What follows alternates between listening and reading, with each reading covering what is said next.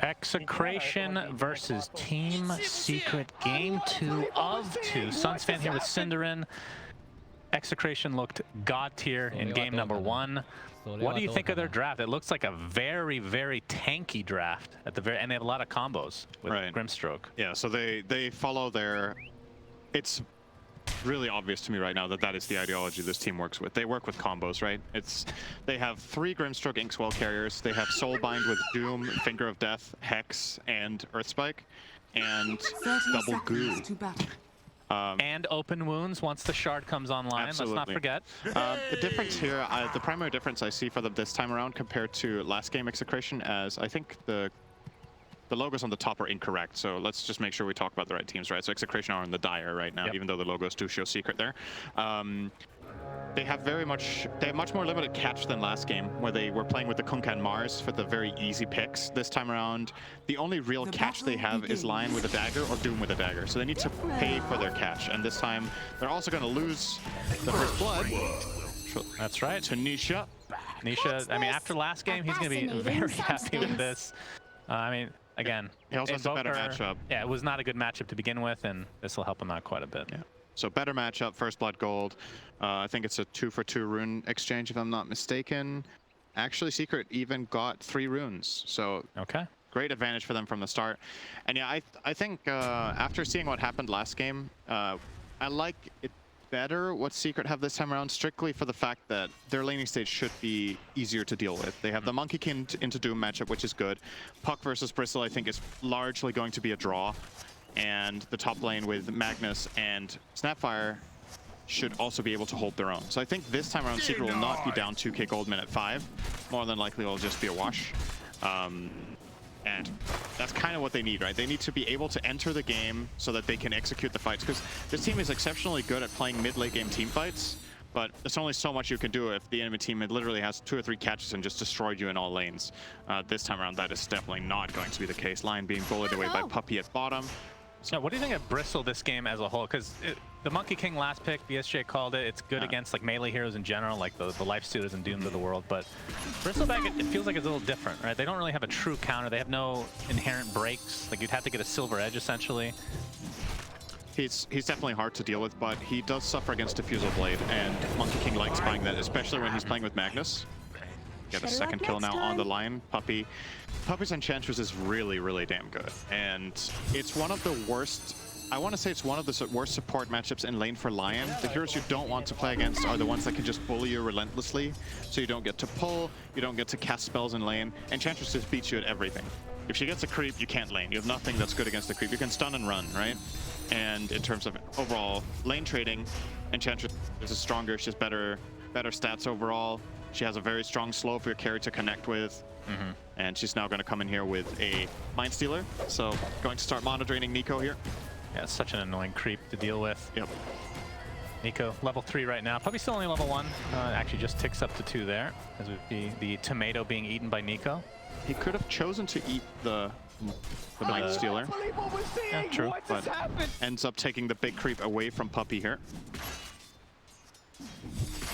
And then on Secret side, if you look at, towards the mid to late game, they have a lot of team fight. You got this coil that can set up a lot of good RPs. Obviously, the Snapfire ult combos with that really well, and Monkey King is with it. Like, they have this combo potential as well. I think it just depends on how good of a start they get off to. I mean, in terms of initiation, who would you want to be? Because I was mentioning this pre-draft, or during the draft, that Execration side, Lifestealers typically here that wants to be inside somebody that initiates it, which means you have to go Blink on Doom, I assume. Yeah, which maybe not the most reliable thing. Yep. I will generally favor the team that has Puck for initiation because it's just so easy, right? You have a hero that's mobile and has a catch. And Monkey King can also work as an initiation a lot of the time, actually, in the right positions on the map. Matu. Yep, Jingu will proc. He's done. Off to the Boundless Strike, and Matu gets yet another kill in this lane. Puppey has one, and Matu the other. So, a much different start from Secret. That is for sure here. They're not going to get run over this game. I'll call it already. There's like no way at this point that Execration. Very bold. No, Very bold. You can come up to a good laning phase and then absolutely fall apart mid-game, right? It just seems unlikely. Secret have good team fight. They have the catch from Puck. They have Mortimer Kisses. They have an Empower carry that got off to a good start. So everything is everything is set up nicely for them to be competitive in this game. That doesn't necessarily mean that I flat out just favor them later. I think a lot of it comes down to the dagger timings, because Execration will struggle to enter fights correctly until they have dagger on Doom and maybe Lion. But once those are on Lion, well, Lion dagger is his third death of the game. Looks like Puppey will take that for himself. I think so. It's very tempting for Lion to go and try to contest the pull, right? You don't want to let the enemy support pull the safe camp. In this game, you have to settle. You just can't do it. Right. Enchantress has a really strong slow, and Monkey King can connect with Primal Spring. So no matter where you are in the jungle, you're dead. It's just inaccessible. Doom has to suffer. And Lion can maybe rotate top to try to find kills there and give Lifesteal a good start. He could maybe gank mid if he has Hex. You know, these options are available to him. But yeah, bottom lane is just off limits right now. And it looks like now he's given up. He's like, okay, you know what? Impossible. He's going to go stack camps. And I like this. You know, he's identifying that this is just overbought. Yeah, completely over. At the very least for Execration, Palace on the Lifestealer is farming relatively well. Basically, well, aside from denies, basically even with the Monkey King on the other side. So, what do you think of Lifestealer in this specific game? Because as Nico again, Jingo's going to stack up again. I believe he has Balance Strike as well. So, I feel like he just has to go jungle or something. I don't know what you can do in this lane anymore. They are in so much trouble bottom. Who can you even put there? Like maybe you could swap Doom and Bristle at this point, because Bristle has the level advantage, so he can hold his own bottom. He has a couple of points Bristle back. He can stand there against this harassment. Doom just can't return bot. I think it's just a death sentence. This lane is just uninhabitable by anyone else than Bristle. Radiant's bottom tower so I don't think they should even try to do it. If he goes down there, he's just gonna die again. Yeah, he's walking down there. I think this is a really overlooked part of Enchantress. Like obviously at a pro level, the players know and use Enchant this way, but it's like the best slow in the game. It's crazy good. Level 2 slow, 4.5 seconds slow. Yep. For 55%. And on top of that, Enchantress has the damage and she has the creep, right? But she doesn't even need a creep to kill Doom. She had it that time. I don't think it was necessary. It was not necessary. Yeah. I mean, now that Monkey King is off to such a good start, he could probably just solo, honestly. And you do hear people usually focus on, oh, Enchantress's laning stage, what makes it so good is that she takes a creep with Enchant and then she bullies, right? And while that is true, the transition of being able to find the kills just by virtue of that spell being as strong as it is when hero targeted just makes it all that much better. Yeah, mid lane we had the first coil of the game and a TP from Matu, and YapzOr transitioned over as well. So another big kill for Secret. Is this just the complete opposite of last game?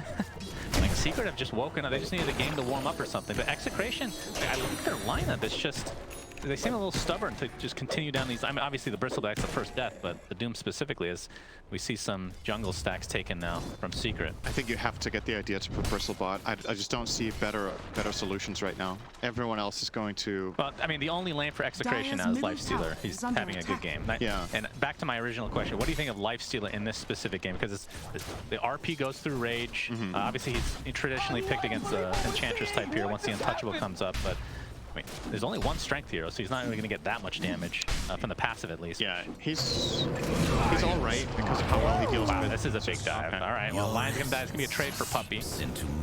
Forces a 3-man rotation, though. It's not that bad. Even if he has a killing spree, that's barely a loss.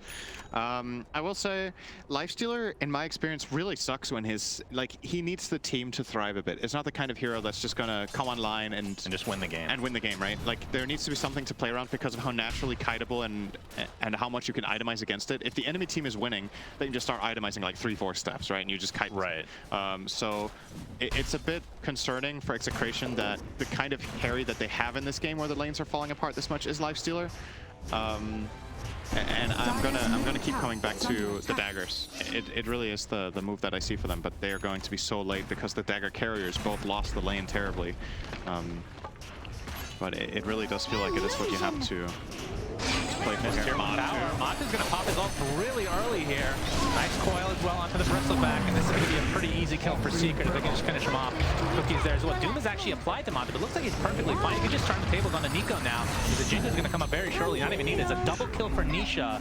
And Execration just falling apart at the seams here. 3 dead. They do get Matu finally. Some silver lining there as BD. Wow, the illusory orb just did like 75% of his HP. Being level 3 Lion minute 9 is... that feels so bad. Do you know from experience? I've been there. It's one of those heroes where if the laning stage goes very poorly, you just feel awful until level 6. Like, you just don't. And that's definitely something we could criticize Execration for in this game compared to the last game where we loved their laning stage. I think Lion Doom is just an exceptionally greedy lane. It doesn't really offer much. It doesn't have a lot of damage, it doesn't have a lot of pressure. The Monkey King pick Arctic Blue is also a stroke of genius, like a really, really good solution to the problems that they have. But I think there were other options too that could have helped their own bottom, just not this well maybe. Right, I mean, that's a 9-minute tier 1 mid. That opens up the map so much for Secret. And they're 2k gold ahead against Doom. Yeah, and now Magnus working on his Blink Dagger. As Mata just continuing to be very active here. Zai with the skewer. Does have RP. Will expend it. See Snapfire from the north coming as well. Just wants to get a little bit more XP. I mean, YapzOr's having a much better game this time around as well. I mean, 11-2 advantage. It's a 2k net worth lead, which isn't as much as last game for Execration, despite the kill discrepancy being so large right now. But that really largely is down to the Devour, right? Like, that's true. Imagine if Doom didn't have this skill, his net worth right now would be 2,500. That's a good point. He's actually just... I mean, I'm sure that the XP differential is probably enormous as well, right now. It's got to be pretty big. I'm going to have a look. I can't find the button. There, it's right. It's on the screen. There it is. 4K. Okay, so that's a lot of the times XP and gold go relatively hand in hand in these earlier stages of the game. So if you want to look at it that way, then the Devour has definitely accounted for at least 1,000 gold, maybe more. Yep, and I like that Secret is just continuing the pressure here. Has smoked up again, working their way towards bottom lane. Execration, I mean, they have pretty much everything. Doom not quite up for another 12 seconds as Puppey's getting chased now by Yowie. See the Snapfire ult from afar, but not able to catch the Lion since he's so close, but gets the Grimstroke instead. I mean, Lion doesn't really need many resources to take out at this point. YapzOr getting chased. Looks like he'll be the sacrificial lamb. It's going to cost 3 of Execration, and now the coil comes out into the Monkey King ult. Probably not even needed, but I mean, that's a 4-for-1, not even remotely close fight, and they defend the tier 1 bot. Yeah. I think this is a really questionable play call from Execration just because they're 200 gold away from the Doom Blink, right? Like, I think your timing in the game now is Grimstroke level 6, so you have Soulbind, and you need a Doom Dagger. That is when you can do something. You Soulbind 2 heroes, you blink in and Doom them both with an Infested Lifestealer, or something similar, but Lifestealer hasn't skilled Infest yet. And man, their supports are just absolutely dumpstered. Neither support is level 6 minute 11:30. They're both level 5. Grim is barely level 5. I'm guessing the tome is already used. I think so. By one of them, I assume? Yeah, I would hope. I think Lion took it because he was like, hey, dude, I'm level 3. Yeah. And, like, it's such a tough call to make because getting Soulbind here really feels like a potential comeback skill, but who wants to be level 3 Lion? Like, it's damned if you do, damned if you don't kind of thing with this tone. I mean, keep in mind with the standings right now in the wild card, if Execration continue to, you know, come to a deficit here as the game goes on, so you could take this victory, it's still just a draw for both teams. I don't think either of them will get top 2 if they just continue to draw.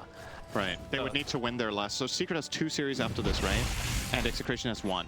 Because there would be 4 draws for Execration, and it would be 3 draws for Secret, I believe. Right. So there's definitely more space for Secret. Here's the timing you were talking about. Blink Dagger on Nico. There's the Inkswell combination. They find the Magnus. That's going to be a nice easy kill for them with the Infest Bomb into the tier 1 tower. I mean, this is the kind of stuff you're talking about. And in terms of like cooldowns, you didn't really have to use anything crazy, right? No. Doom is still up. Bristleback's ult is still up in case you're wondering, so they're very important. Yes. Why does it even have a dot question. at the top, actually? Well, it's just to show that you have it skilled, right? I guess. It's Grim. So Grim is closing in now on level 6. I really want to see him skill Soulbind on 6. In most games on Grim in Pro Dota, you actually don't do that. Just because at the time in the game that happens, it's rare that you find fights where Soulbind has really high impact versus having that little bit of extra stroke of fate damage to push waves, or having more points in Inkswell for more reliable stunts when you play low cooldown lineups. But in this game, it just bo2 again with the Wukong's command balance strike to open it up on top of the quiet. They just have all the easy setup to take out a Bristleback, who just isn't that tanky yet. He has a Vanguard, and that's pretty much it. As Palos has to use Rage, and looks like that'll be enough to get away, although Matu's continuing to chase. Finds Palos now. I believe Zai's coming in from underneath as well. And there's RP. Looks like the Phantom's Embrace is going to stop that for now, but they might not even need it. Palos continue the armlet toggle as they find the line on the backside. He's going to be found. RP perfectly timed. And Zai and company continue to snowball this game. I like Matu's build of going Echo Saber. I thought he was going to rush Diffusal, but the Echo Saber has paid off big time, and he's not even getting Diffusal, as a matter of fact. Now he's just going S and Y. Feels like he doesn't need the Diffusal in this game. I mean, at this point, you can probably buy whatever he wants as long as it works on the hero. You can buy an Aether Lens, probably be okay, right? Would not recommend that one. Well, they're going to get At least it built into Octarine now, so, you know, it's... I mean, if you go for the Tree Dance build, you can just jump, like, the Shard makes it even easier. Yep.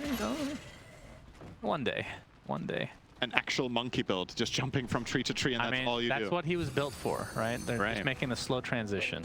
As we see some TPs, I believe that's going to be a smoke from Execration in all likelihood, as they have basically everything up. Like you said, Soulbind's still not skilled here for Grimstroke. This play needs to work. Yeah, for sure. If this play fails, they are almost out of it. Did he actually not skill? Oh, he did skill it. Okay, he got Soulbind just now. He got level 6. So very nice. I think the ideal way you do this is you... It's actually inside Grimstroke. Interesting. It's kind of challenging because you have to... You have to try to find 2 heroes close by. I think the Soulbind is a necessity to win the fight. So maybe what you can do is you can either bait the Bristle, get him jumped, and then find the Soulbind combo, or you have to sacrifice the Lion to get the fight started and he has buyback.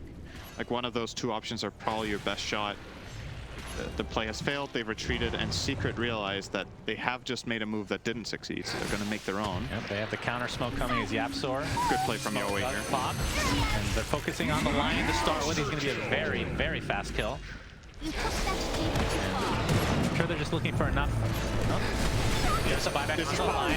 A lot of minus armor onto Yo. And now as the Monkey King ult comes out, and again, it's so squishy. This is no longer possible. Yes, they've killed basically their whole team. They can roach whenever they want, and well, BDZ is just going to stand here and resign to his fate. Understandable. An ultra kill for Nisha. That's a dieback on Lion. Great skewer from Dagger as well. It's just so hard, but you have to try for it, right? I think, again, this is the first fight that Execration took where I really think that it was the best choice they had. There's a couple of moments earlier in the game where I feel like it wasn't the best choice, like BDC's death's bottom, the Doom going back down to bottom to die again. They've just given Secret so many advantages before, and now they're making the correct move, but it's just mounted against them.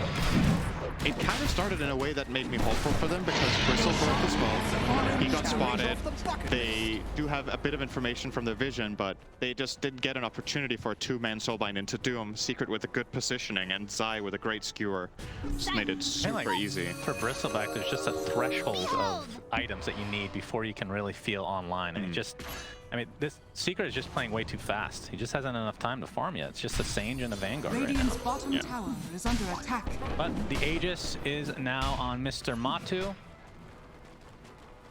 as he continues to farm. So he has the Echo Saber, Orb Corrosion. Will be going for the full SNY this time into a Desolator, it looks like. I don't know if he's going to change his mind there. Maybe just wants to get this game over with as fast as possible with the minus armor to buildings. What the hell was that? Initiated and then ran away, perhaps scared that somebody was close by. I mean, he blink stomped the Ench and then he got the hell out of there. But that was like, I don't think there was a play. Yeah. Puppy, by the way, rocking the massive healing build. He has Mech and Holy Locket. Oh, so very nice. And maxed out Nature's Attendance. So his healing, if he doesn't get killed... Wait, you need Shard, though, to cap it all off. That's the extra 3 wisps that just follow you everywhere. I forgot what her Shard does. Yeah. Is it 3? I've definitely never seen it before, actually. It's, I don't know, maybe it's okay. Yeah. He's actually queued up. Hell yeah. You know, like, how much healing can I do? So hell yeah. That's obviously a really good build against Doom and Bristle. True. These heroes do damage over time, but Enchantress can mitigate a lot of that with this build. And since Puppy probably feels like if they go on me, my team gets a free fight. If they don't go on me, I'm literally going to run next to the core that gets doomed and just heal them for as much as possible. And Matu can heal himself as well by just attacking, because obviously the Jingu Master will not be broken by anything. So I actually really, really like this build from Ench this game. I'm not going to say it's super rare to see Ench go Mech Locket, but in Shard, it's like the Shard is rare, and in this game there's just so much added benefit to taking a healing route. He wasted a lot of gold now that could have been used to invest in 1 minute and 30 seconds. He bought a cloak. Unbelievable. That is unacceptable, Puppy. I'm gonna have to scold him. Actually, I would never talk down to Puppy. It's too scary. Pretty hard to talk down to him. He's huge. Well, if he's sitting down and you're standing up, you're basically eye level. So and that is a tough one.